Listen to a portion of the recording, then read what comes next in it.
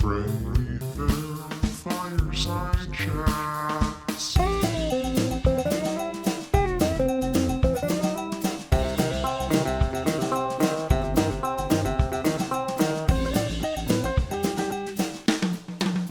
Howdy y'all, welcome to Friendly Film Fireside Chats. I'm your host, Faith Nault. On today's episode, screenwriter, actor, and costume designer Cindi Redus drops by. We talk about the process of screenwriting, our different projects, and of course have some great laughs. You can check out a video version of this episode on the Faith Nault Films YouTube channel. Welcome to the chat.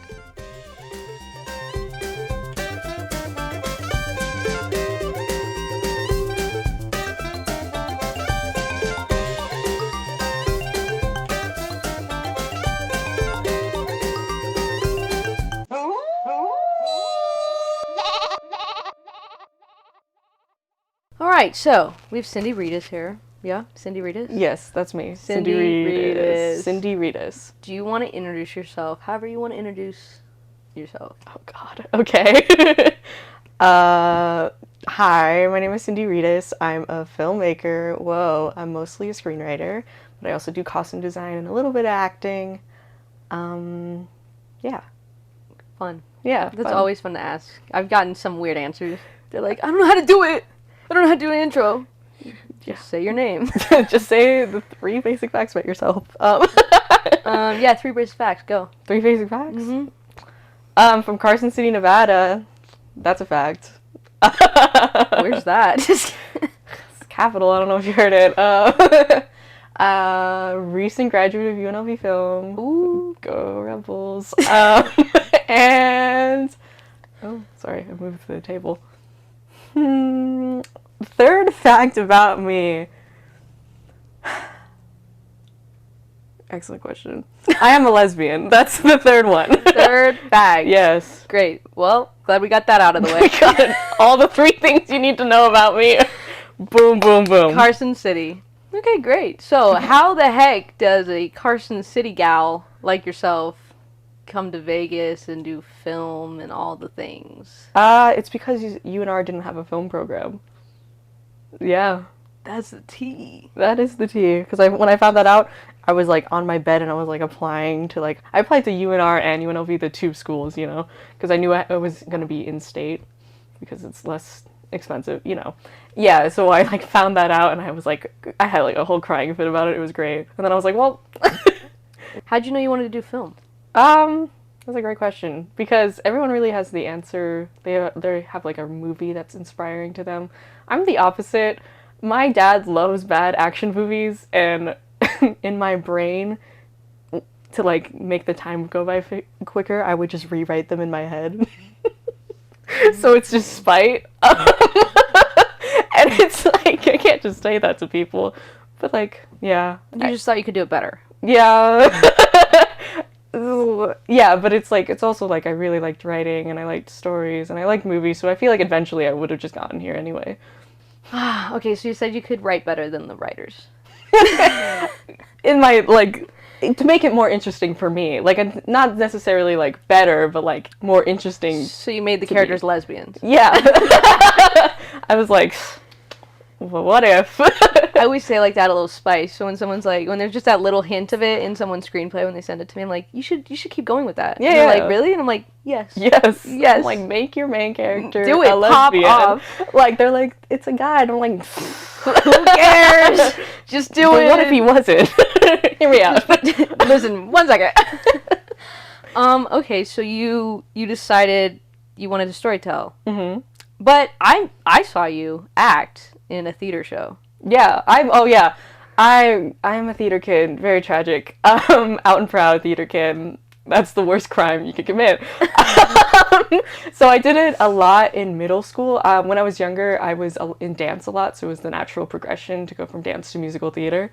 So I was not a good dancer, but that's okay. That's trauma for another time. You danced? Yes, I danced from 6 to maybe 14-ish.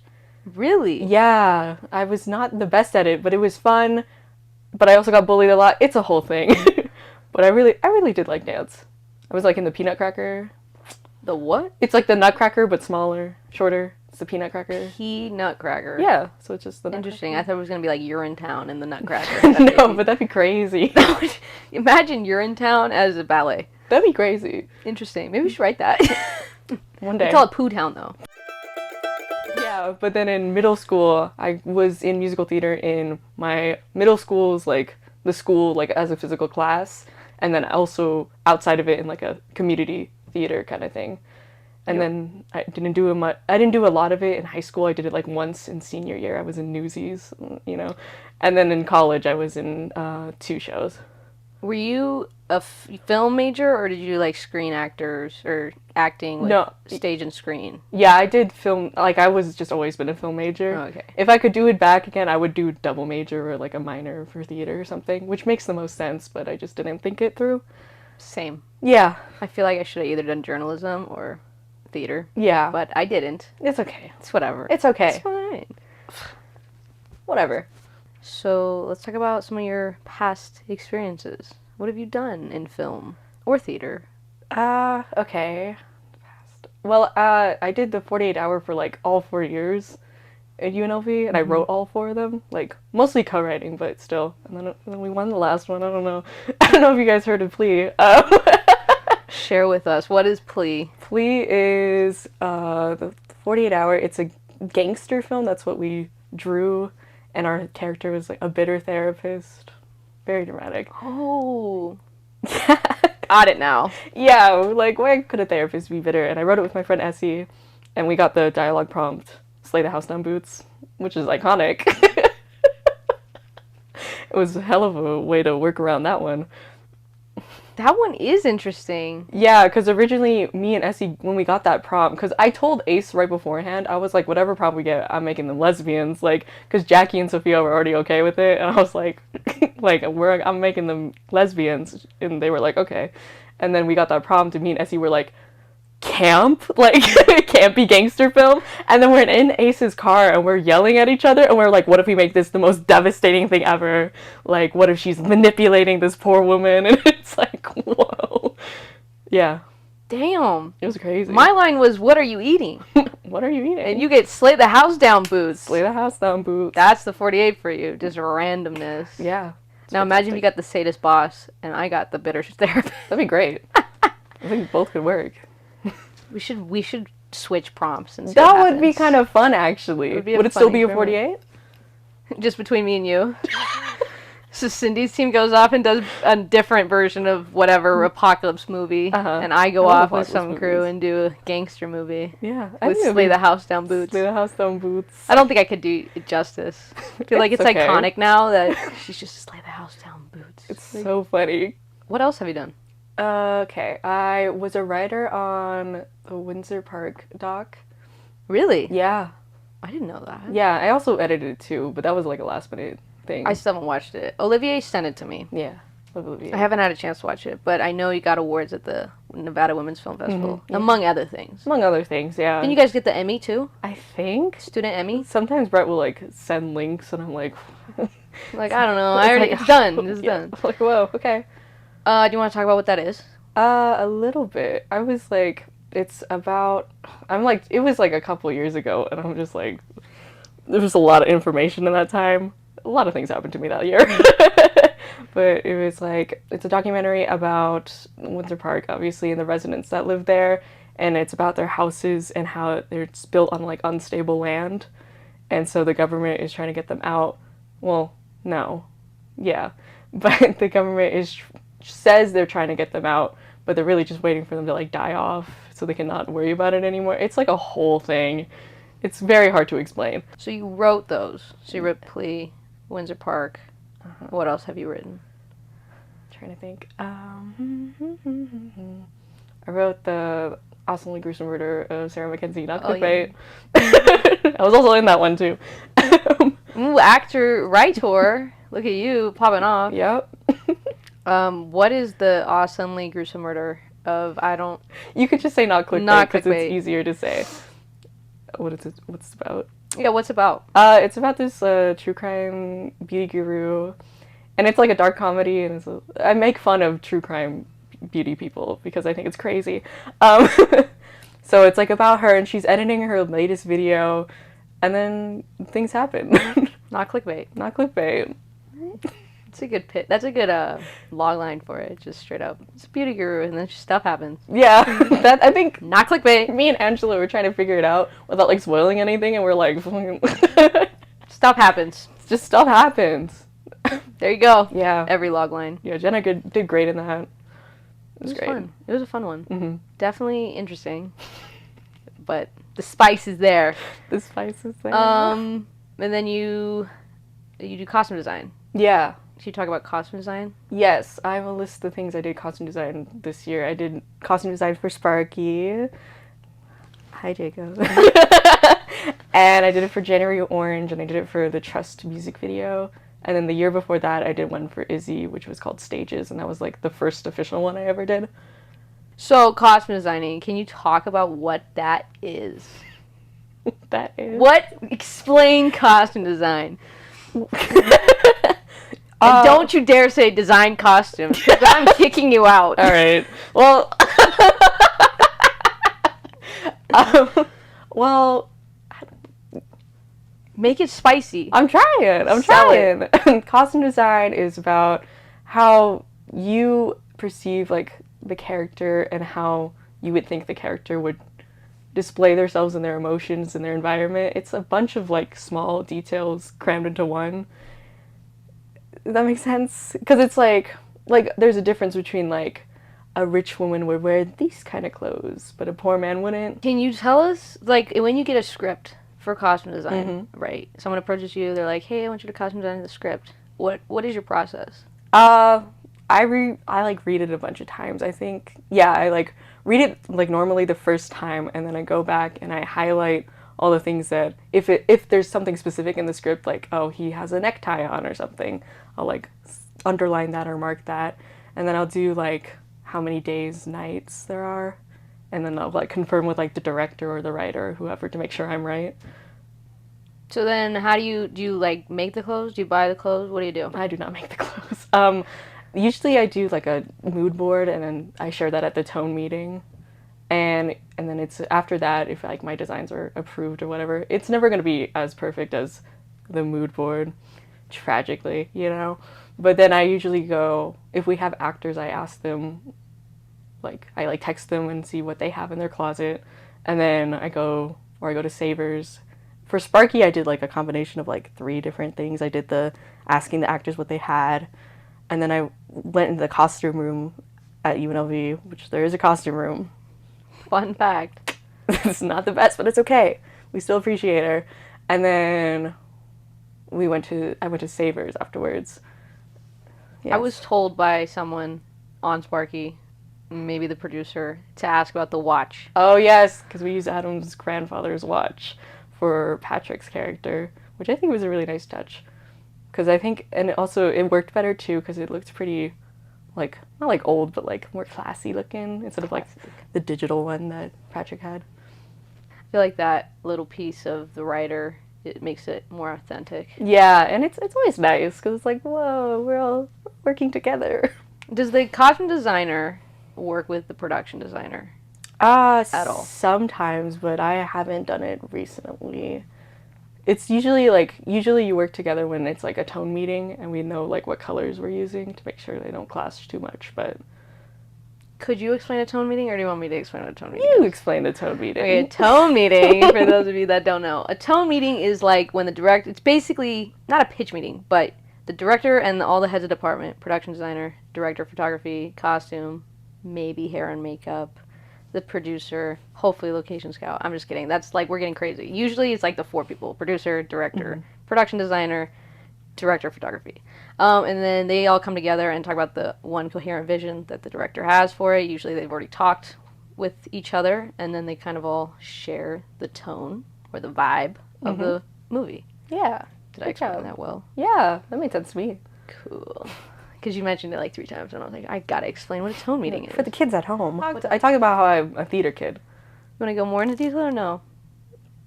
We can. I don't think I mentioned any of the theater. Yeah, we didn't mention any of the acting. Because I mentioned I saw you in chamber music. Yes. As I think your character name was the one with the cross? The woman in our Woman. The woman But I had a with the giant we don't Big Bertha. I named her Big Bertha. She was 7 feet and 6 inches tall, very important, and she was breakable, so she was flimsy as and we all hated her. And I broke it on one of the nights, like, right beforehand. I, like, left it alone and, like, went to do something, and then it fell over. But then we fixed it, but it was very stressful. So essentially your character was Joan of Arc. Yes. Because they're all characters, but they're not the characters. Yeah. Explain chamber music, because I loved it. I had never heard of it until I went. I didn't go in with any context. Yeah. And I sat there and I was like, what the heck? It's a weird play.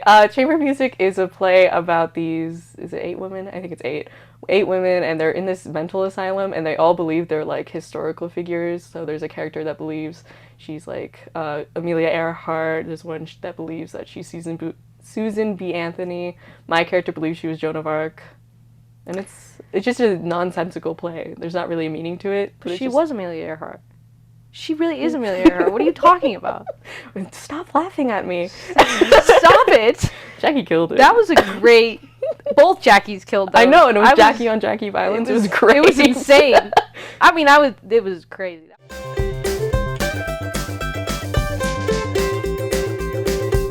Do you, when you're writing or when you're acting, do you make a playlist for the characters? Yes, I do for both. I love making playlists.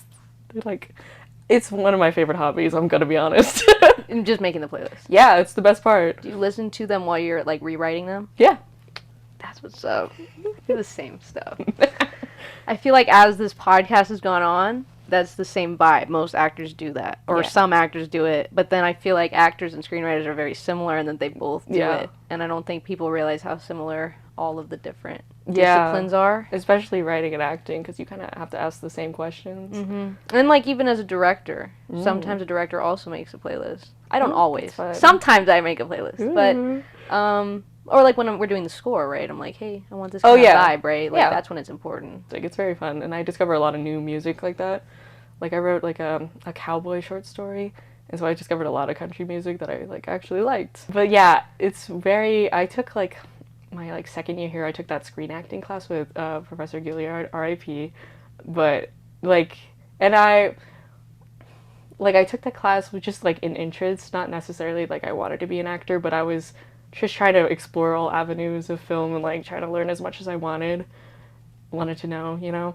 And so, but, like, I think he inadvertently made me a better writer, which sounds very, very weird. Why do you say that you experiencing acting made you a better writer?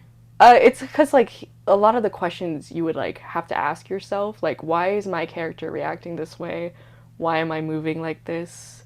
Like, what have I learned? What is my story? Because when I was in middle school, I would play a lot of ensemble parts, and one thing they have you do when you're playing ensemble is that they let you make up your own, like, little character arc in your head. You're like, why are you in support of this thing? Like, nobody's ever gonna know, but, like, you're gonna know, you know? And that's always the fun part, so I guess that's, like, really where it started. So, yeah. Yeah, we briefly talked about it, but since starting the podcast, that's something I've noticed, is that actors and screenwriters and directors are all kind of similar in how they think about the script, right? Mm-hmm. All three of them, the screenwriter makes the story, right? And then the actors and directors are interpreting that story. And I think that the way that we go about interpreting it is sort of similar. Not all people are similar. Like, we got method actors that are weird or whatever. But I think that there's people that make soundtracks. Like, we make soundtracks. We make music. Like, we're like, yes, this makes sense. That's similar. And I don't think people realize there is that crossover. Yeah. It's very strange. And, like, when I'm writing, too, it's like I'll be in my room and I'll be, like acting it out. I'll be like, where's the geography of this hand? Or I'll be like, whoa. Or, like, I've cried while writing most things before. Same. And it's like, wow, like, you need to go to bed. Like, what is wrong with you? But it's like... I have a quote from me. I wrote it. When I wrote Spilling Secrets, and, like, the night before I directed it, I was, like, freaking out, because it's like, I think the quote goes, when you write a script that's about yourself or about part of you. It's part of your mind that maybe you yourself don't even really know. Because I think that's how it felt, was like, it's not necessarily all of me, but there's definitely parts of me and my friends and my family, right? And it's just like, I think there's a similar quote that Quentin Tarantino says, or something, Christopher Nolan, maybe, one of those. They said the same thing. They said, like, you know, you write an authentic script and people are going to read it or want to watch it because it's real. Yeah. I would say another interesting thing to think about is, like, directors that write their own stuff versus directors that don't. I feel like there's some kind of authenticity. Sorry. I know advanced directing always uses that word, but it's true. There's, like, this authenticity when it comes to director writing their own thing and then directing it, because I think they're more connected. I'm not saying directors should always write their stuff, but I feel like there is something that you can't replicate. Because they are the creator, I guess. I guess. From the very beginning. Yeah. That makes sense, though. Yeah. Yeah, I noticed that, like, a lot, too. Like, I'll find, like, certain, like, tropes or, like, reuse things in my scripts, and I'm like, oh, I hope nobody else notices this, but it's like, I only notice it because it's me. Right. Like, that's how you write, like, main characters. It's just a part of you. Yeah, I feel like it, for me at least, when I'm writing a character, there's always a character I would say I like, my favorite character. Yeah. But at the same time, all the characters have pieces of people or real life, like eavesdropping, right? Like, they are elements of real life people. They're not the full people, obviously, because we get sued, but bits and pieces. There's bits and pieces of it. Yeah. Yeah. But I think that's what makes a script authentic. For me, at least. I don't know. I don't it's know always about people. Like my upcoming short. Ooh. Grandma Soup. That one is literally about me and my grandma. Like, she will do that stuff. Like, she's very particular about how she wants her soup. And I was kind of scared when I showed it to my grandma because I was like, hey, don't sue me. And then she read it and she loved it. I thought she was going to kill me. She loved it. And I was like, thank God. Okay, cool. Then we're good. But, yeah. There's always this fear, I guess, with screenwriting. Yeah, I don't know if you feel that. It's, like, too, like, especially if it's, like, too, like, close to you. Like, I was, like, scared in my drama TV class when I was writing Betty's Bar because it was, like, a lot of it is just me. Right. And I'm like, oh, no. Like, all of you are going to read this, and it's so embarrassing. Yeah, because it's, like, a part of you. Yeah, it's very strange. She gets the fear. Yeah, I get Actually, the fear. Recently, someone messaged me, and they were like, they wanted advice on screenwriting. They were really scared. They just said that was scared to start. That's always the hardest part for me, too. It's so hard to, like, just will yourself and motivate yourself to start. Yeah. The way I explained that responded was, you know, you're going to write something probably bad the first time. Oh, yeah. But it's a lot of rewriting, a lot of rereading it. Like, I'm writing a feature right now, right? And every time I sit down to write it, I end up rewriting stuff that I've already written. Like, I'm only at, like, 15 pages or 20 pages, but, like, those 20 pages are pretty crisp right now because I've reworked them a couple times, and they're not done, obviously, because when I finish the story, I'll probably rework it again. And that's just the process, and it's horrifying. Yeah, that's how I felt about the feature I was trying to write for my class. Like, I got, like, 50 pages in, but then I was like, I got stuck. Because then it's like, well, the first part is great because I've been rewriting, re-editing it because I'm like, this is great, the drama's so funny, I'm having a great time. And then it's like, oh, I gotta write the rest of it. But I think it's important to just do it. Yeah. Because you're already doing more than somebody who has the idea that never writes it. Yeah. So you just gotta suck it up and do it. Just do and it. it's not, you gotta be okay, it's not gonna be good. Yeah. Like, my first short's not gonna be good, but you still did it. That's a big accomplishment. Yeah. So take the leap of faith. Whoa! Damn! Thank you. That was good.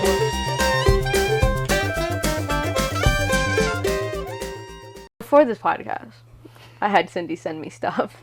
And she sent me all kinds of scripts. Tell me about your scripts, Cindi. Okay, the scripts I sent you my long, my little pilot about a lesbian bar. That was a great one. I like that one. And then I sent you the one that is also about lesbians, but is depressing, and it's a short, and it's a horror. And then I sent you the one with the knights that you didn't like, but that's okay. Whoa. Wasn't there was 3? 4? 3. Oh, you sent me clickbait, I didn't read it. Yeah, you didn't read it because you were like, I already saw it. Yeah, and it's like, I think only like 3 lines are missing from the movie or something. Okay, cool. Which is fine. Like, Yeah, I don't know, I feel like you just have a really fun way of writing them. Like, I really wasn't bored.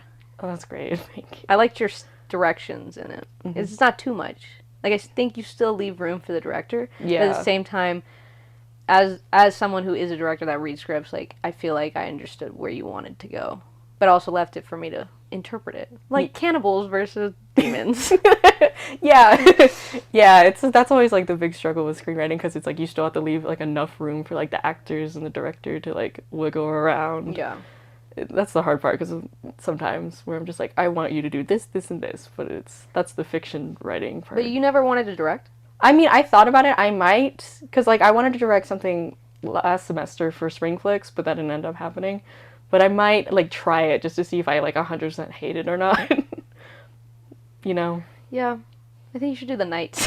The Nights. Oh, that one was gonna be like an animated like stop motion oh my thing. gosh, that would actually make it. I would love that. Yeah. Maybe I wouldn't hate that script. Yeah, that's why they're named after shapes, because they were gonna be the shapes. I forgot to probably mention that. Not you not explaining I that. completely forgot. And me so confused the whole time, like, why are we going with the shapes? I forgot. Why did I think of the Good Luck Charlie episode when they are, like, obsessed with the shapes? Do you watch Good Luck Charlie? I Used used to watch Good Luck Charlie, but I think can't they were called the remember Gurgles. the Gurgles. What do you do when you pick a That's- a scab? Now that's what I'm picturing. That's what I pictured originally. That lasts Like, forever. Dun, dun. I mean, I vibed with the bar one. Yeah. The pitch, the big one. The 72-page TV pilot. Yes. It was like Grey's Anatomy on crack. Like, everything chaotic that could happen at this bar Yep. happened. Yeah, like, I was, great. like, genuinely like, oh my god, this is like a bar rescue episode. Like, where's John Tapper? Like, I thought John Tapper was gonna walk in this bar. Gordon Ramsay comes in and he's like, "Why the Why is your grill on fire?" Your sprinklers don't work. No, it was great. I thought it was funny. I liked that you said lesbian sex. Yeah. As a forewarning. And then, like, that literally the page one. I didn't think he was going to be on the first page, and I read it, and I'm like, like oh, the first she one wasn't f***ing with me. She No, was that's serious. the teaser, bro. Yeah. I was like, okay, I'm Yeah. in it. Let's go. Very fun to read that in class. It used to be a lot tamer, but then my teacher was like, I'm all for just going for it. yeah, that's 'Cause what I learned, You yeah. can take stuff out. You can never add stuff in. Yeah. Haven't you ever heard what's the editing saying? You want to cut long because you can fix it later. Yeah, like hair. Yeah. Sure. Or like when you direct, you don't say cut. You leave it 5 seconds ish, Yeah. and then you cut. Yeah. So Because you can get the lingering emotion. you gotta get them to lean in. Yeah. If you watch the first episode, you'll understand that reference. Anyways, we talked about leaning in. Ooh. Plug, shameless plug. Anyways, I think you should direct. I Yeah. still think you should do it. One day. Also, keep writing the bar one. I can't emphasize that Yeah, enough. I do want to. I Because definitely gotta work on the I'll show eat that. Bible. I'll eat up. I know. I need it up too. I sent it to my friend and I asked her opinion on it, and she's like, "Well, they're all lesbians, so I think it's great." I was like, "Thank you, Tara." But they're not. They're all different, though. It's Yeah, not yeah. just like classic stereotypes. It's very much like they're all in their own identity in a way, Yeah, that's what I was very much trying to do. and they're all different. I just love that they're all literally different. yeah. It's not just we're just gonna put a bunch of lesbians, just make it just lesbian overload. It's like genuinely like no, they're not. Mhm. They're all different. Yeah.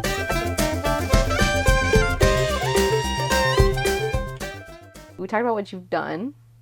What are you currently doing, Cindy, besides graduating and trying not to go into post-grad depression? I'm always depressed. I told you this in the car. You read Monster for Monster. Severe depression. Coming soon, I hope. Eventually, yes. That's coming. Coming. She's coming. She's going. I'm working on one right now. Like I wrote a bit today before I came here. So it's called. Well, I'm not gonna share the name yet, but it's like a horror comedy. So Yes. yeah. So that one's gonna be very interesting. But this one doesn't have any lesbians in it. It's a straight couple, which is very strange. So I was Whoa. very like, what am I doing? Like it felt wrong. I'm like, is this how people act? And it has cops in it too, which is crazy. Whoa! I know. Are you sure I'm not writing this? I know. What? Maybe you'll love it. I think so. As long as there's no knights, I guess that As might long be. as there's no nights, I beg of you.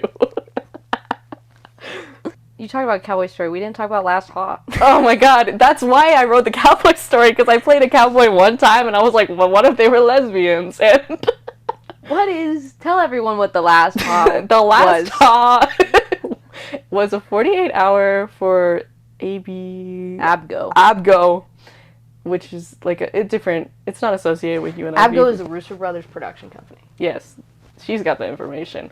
And the prompt was like a weird prompt. I think it was like like 3 genres. Yeah, you had to do something with 3 different genres. You had to like combine them or something. And so our combination was Western comedy, sci-fi. So it was about 2 cowboys and they stumble upon an alien in the desert.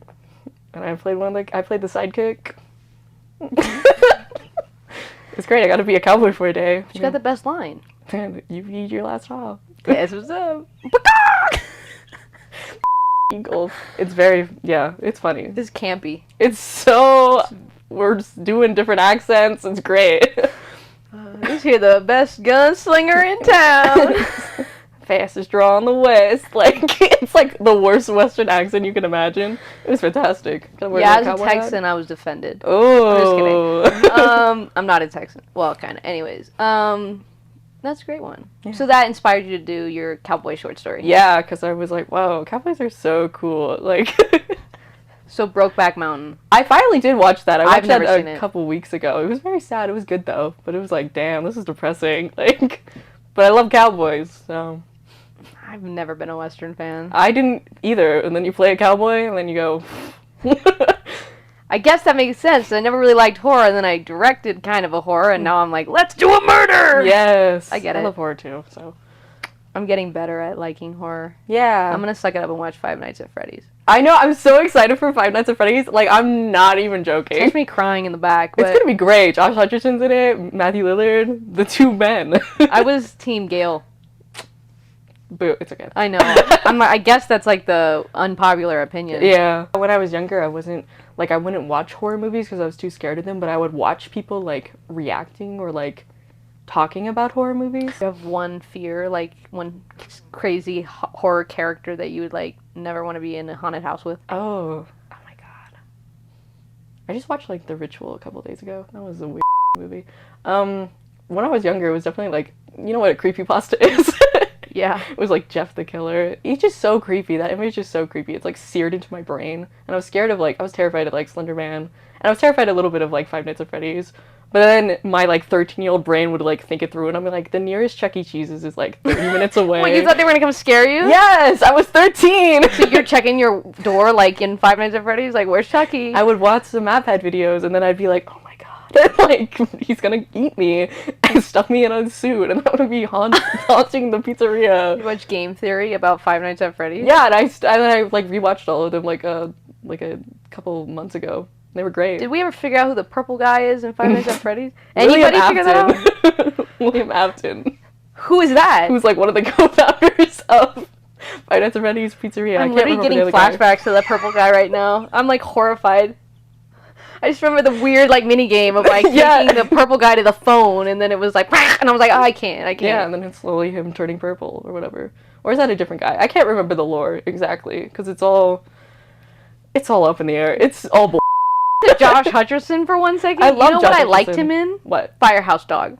Oh my god, I don't. Oh my god, the one with the Dalmatian? No. No, that I don't remember. A dog named Dewey. But his real name was Rex. He was a superstar, like a star, like in Hollywood. Oh. And then he goes missing. And then Josh Hutcherson's character finds him. Oh. I think his name was Connor. I don't remember. Anyways, Connor he name. found the dog, like a Connor. and he had his prop collar on, and his name in the movie was Dewey. So they called him Dewey, but his real name was Rex. Oh. And he had like a toupee. Yeah, the dog had Dog? a toupee. You should see this movie. It's old, but it's oldie but a goodie. God.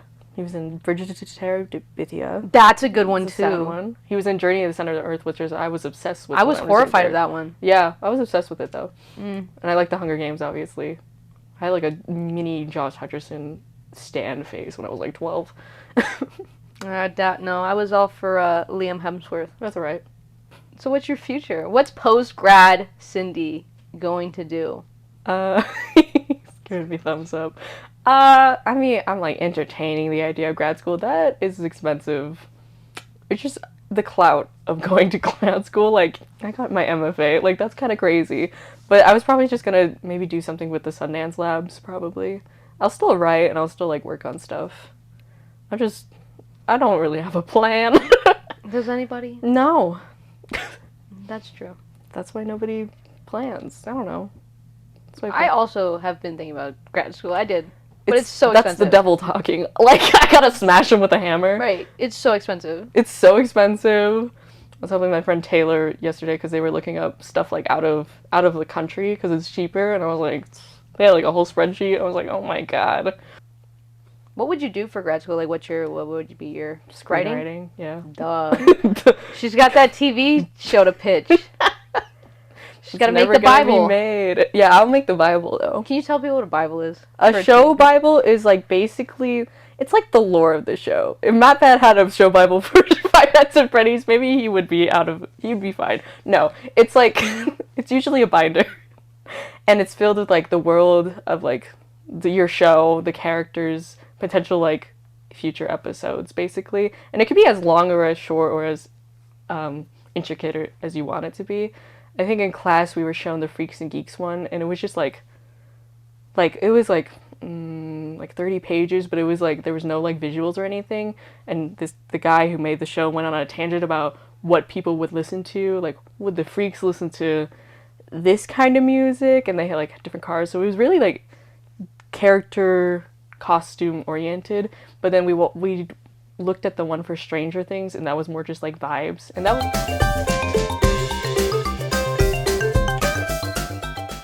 Oh, I was going to ask you about writing when you get ideas. What do you do with them? Oh, that's a great question, because I think it's been different every time. For the one I'm writing right now, I, like, know what's gonna happen, which is very strange. So I just made bullet points on my like, my shitty little free version of Faden on, like, the first page. I, like, made bullet points, because I was thinking of that one for, like, a long time to write it.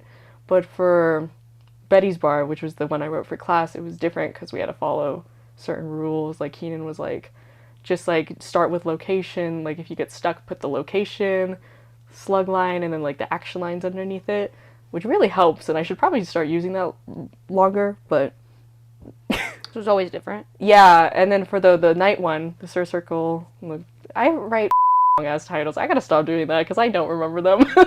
Sir Circle Sadness. Yeah, Sir Circle, the Triangle of Sadness. Sir Circle and the Quest for the Key of Truth. Oh.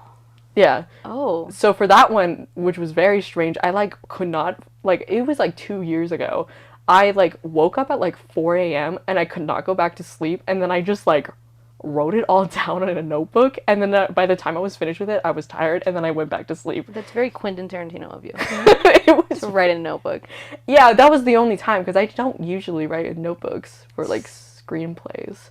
See, I just have a Google Doc, so at 3 a.m. when I get those random thoughts, I'll throw it on a Google Doc. Yeah, I do that on my Notes app, and it's like I have several different ones because sometimes they get too slow because there's too much I have it like hiding in like my super old Gmail account that no one should ever know about, and it's just like a weird title, so only I know that that's where all my movie ideas are. Yeah. What's your opinion? Do you like writing by yourself more than writing with people? I think I'm just more used to writing by myself. I like for game night, which is another. Sorry, I should have mentioned game night earlier. Neither of us mentioned it. Yeah. Okay. Game night was a bit different because Leilani already had all the script. Like, she already finished the script, but she just wanted our opinions, me and Peyton's opinions about certain aspects, like certain scenes. Like, we changed some things around, but we kept most of it the same. And that was fun because they're my friends. But it was very strange because it's like she writes different than I do. So I was like, this is wrong. But then I was like, no, it isn't. It's just how Leilani writes. Like, yeah, I just did that with the one. I was working on one this week. Mm-hmm. And the other person had one written already, and basically me and this other person came in to kind of go over it and polish it, basically. Mm-hmm. So it was more like just really just polishing it. And yeah, I was in the same kind of boat, like, oh, I wouldn't write it like that, but oh, this is kind of how you write it. Okay. Yeah. It's a different vibe. Yeah, it's like they're both fun in different ways. I think I prefer writing by myself because I'm used to it. Yeah, I don't think it's as like I never want to co-write as I am like with co-directing. Because there's a mad difference. Like, co-writing is like, writing with other people is more like, workshopping it, We're both spitballing, insane. right. We're gonna have elaborate inside jokes. Exactly. Like, oh, I don't really know exactly how I want to word this, but this is where I'm going. And then someone could be like, oh, let's do this. Whereas when you're co-directing, it doesn't work like that. It's a little more like, well, I want to look like this. No, I want to, yeah. So, I'm a fan of co-writing. No, I'm not against co-writing. I know. I am against co-directing. But She's a proud co-director hater. I am. It's true. You heard it here. What advice would you give to people who are listening that might be scared to write or costume design or take a leap of faith? What would you say to them? Or to your 12-year-old self, whatever you want to go with. My 12-year-old self? Oh, that poor little lesbian. It's very interesting. Write about lesbians, 12-year-old That's self? literally, bro. Did you? No. Stop. No. I wrote notes before this because I was paranoid that I would forget something. Don't tell me it's just no, write about the lesbians. number one thing. Oh my god. Where the is it? It says write about lesbians, and then that's the number one, and it's. I don't know how you knew that. You're like a witch. I'm done. I've peaked. This is my moment. I just mind read someone. I am a podcast host now. You are. I am the podcast host now. Yeah. So when I say write about lesbians, it's basically it's like a twofer. The first part is like just write about what you want to read about or watch, because it's like if you're like in college or whatever, you're not gonna like immediately sell your screenplay to the masses. Like that's ridiculous. So it's like you might as well just write for yourself, and then if you need to fix anything later, then you'll fix it later. Like you'll figure it out. And then the second part of that is that I'm gonna start judging you if you don't have lesbians in your script. But noted. Yeah.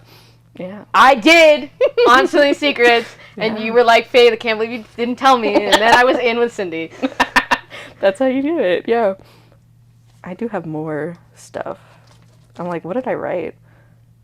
Oh, yeah. So, you just gotta ask for advice from multiple kinds of people for like, this is more for like when you're finished with your script or like your first draft. Just send it out to multiple people, not just your friends or your teachers or people who know anything about screenwriting, but also like your friends who aren't in screenwriting. Like send it to your like biology major friends and be like, does this make sense?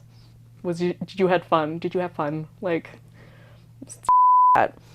And then keep a journal, for like strokes of inspiration. That's what I do with the Notes app. It's not really a journal. I transfer them to a journal and then it takes forever. Yeah. Well, I can say that you're the first guest to bring notes. I'm honored. That's a very writer thing of you. I was paranoid that I was gonna like answer stupidly. But you haven't referenced it really at all. Yeah, because then I didn't want to look weird. I'm a very anxious person, babe. You're doing great. I think. Okay. Sorry, I wrote like. Keep going. Yeah. What didn't we cover? That in your notes. Go ahead. Okay. This is your time to cover everything we didn't cover. In my notes. Number 5, well, I guess this is number 4 technically because I skipped something, whatever.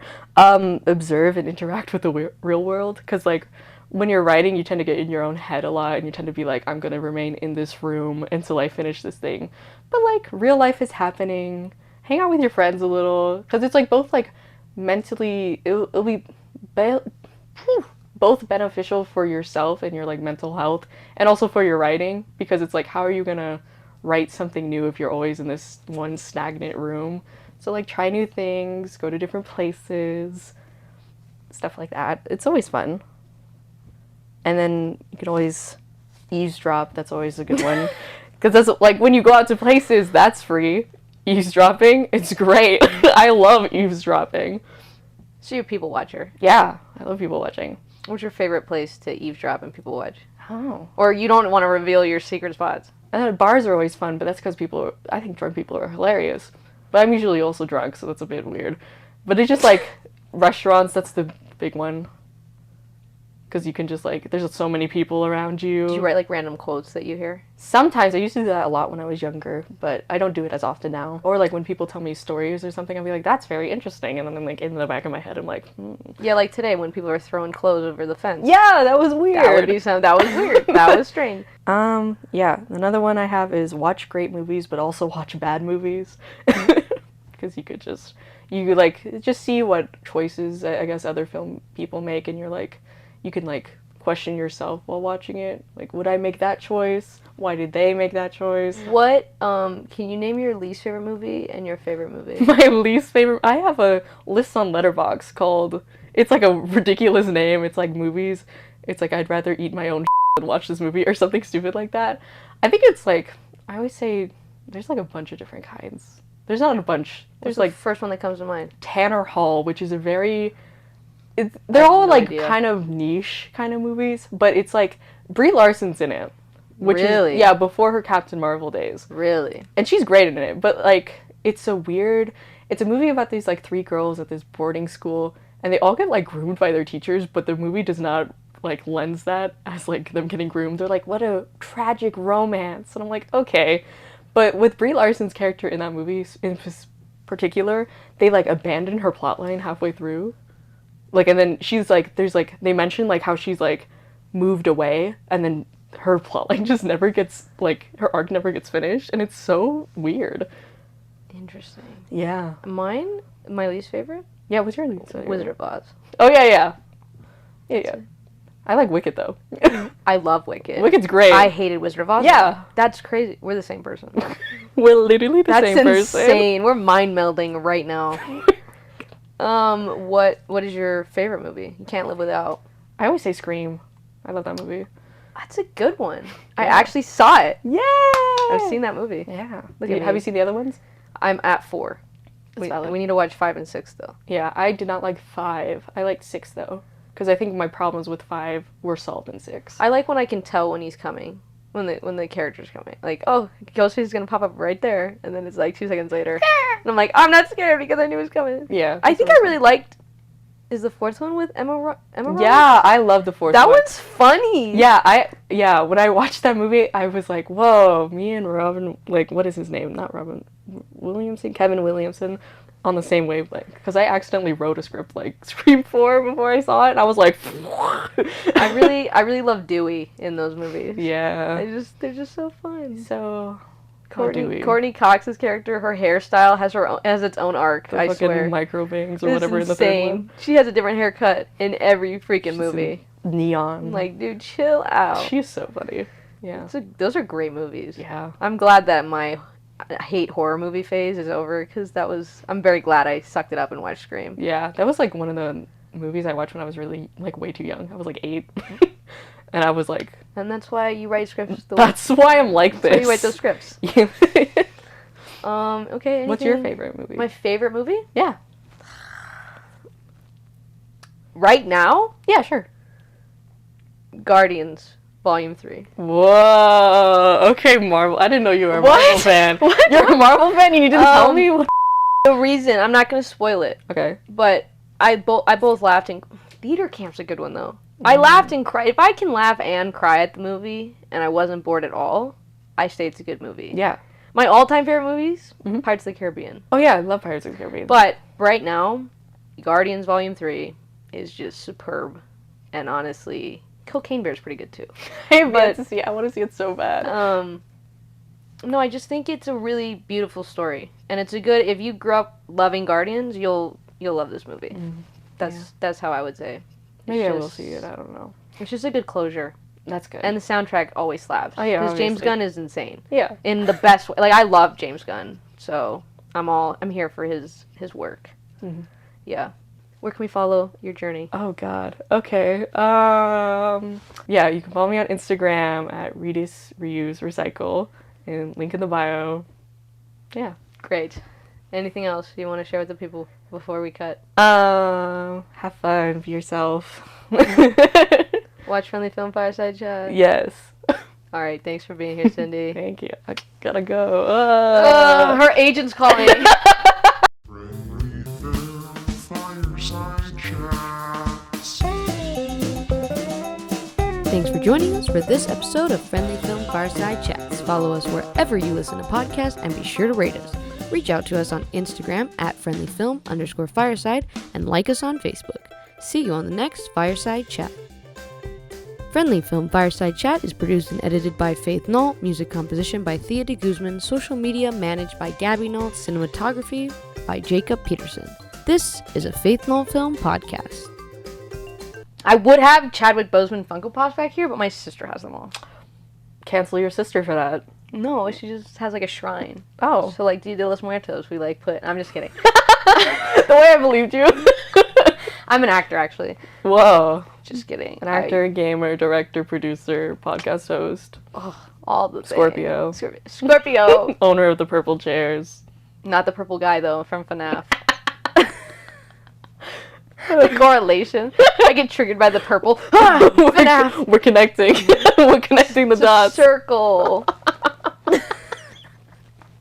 So episodes about circles.